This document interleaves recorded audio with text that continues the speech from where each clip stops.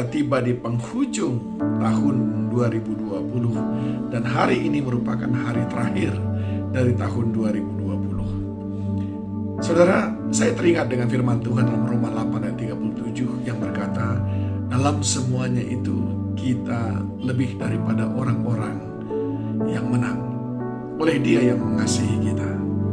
Lalu kalau kita renungkan, apakah benar kita adalah orang-orang yang menang? Apakah benar kita pemenangnya di tahun 2020 ini?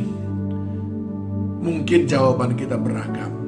Tetapi kalau saudara merasa bahwa saudara belum masuk kategori orang yang dapat disebut sebagai pemenang di tahun 2020 karena banyak kegagalan, banyak hal yang saudara rencanakan tapi tidak berjalan sebagaimana mestinya, banyak hal yang saudara pikirkan tapi ternyata tidak berjalan sesuai dengan apa yang saudara harapkan. Hasilnya jangan kecil hati, saudaraku.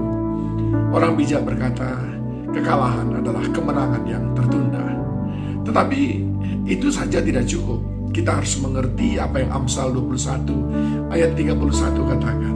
Kuda diperlengkapi untuk hari peperangan, tetapi kemenangan ada di tangan Tuhan. Kemenangan ada di tangan Tuhan. Lalu bagaimana sesuatu yang ada di tangan Tuhan itu bisa berpindah kepada kita?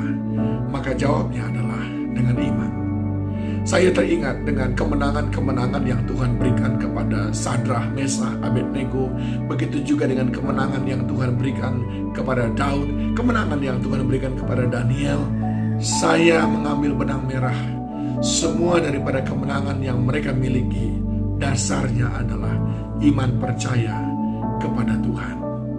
Di dalam 1 Korintus 15 mulai dari ayat 54 sampai dengan 57 saya sarikan, maut telah ditelan dalam kemenangan. Hai maut, di manakah kemenanganmu? Hai maut, di manakah sengatmu? Syukur kepada Allah yang telah memberikan kepada kita kemenangan oleh Yesus Kristus Tuhan kita. Sama dengan apa yang dikatakan di dalam Amsal 21:31 tadi, bahwa kemenangan ada di tangan Tuhan.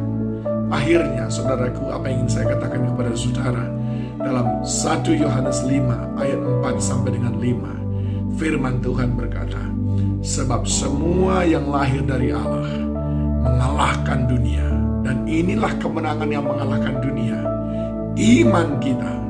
Siapakah yang mengalahkan dunia? Selain daripada dia yang percaya bahwa Yesus adalah anak Allah. Saudaraku yang dikasihi Tuhan, saya sangat mengerti ada banyak kemenangan-kemenangan kita yang tertunda. Tapi itu tidak berarti bahwa kemenangan itu tidak akan pernah tiba. Dengar baik, selama kita masih memegang iman percaya kepada Tuhan, selama itu pula kemenangan terus berjalan mendekat kepada kita. Selama kita yakin bahwa di dalam Dia kita lebih daripada pemenang, iman percaya kita berkata kita adalah umat pemenang, maka selama itu pula kita punya harapan untuk meraih kemenangan. Bukankah firman Tuhan berkata, jika engkau percaya, jika engkau memiliki iman, gunung pun dapat engkau pindahkan. Biarlah 2020 kita tinggalkan dengan sebuah optimisme, keyakinan penuh, iman di dalam Kristus yang mengantarkan kita kepada kemenangan yang gilang gemilang di hari-hari yang akan datang.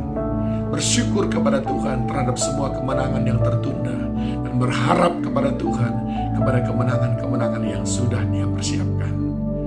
Selamat mempersiapkan diri untuk menyambut tahun yang baru. Tuhan Yesus memberkati saudara.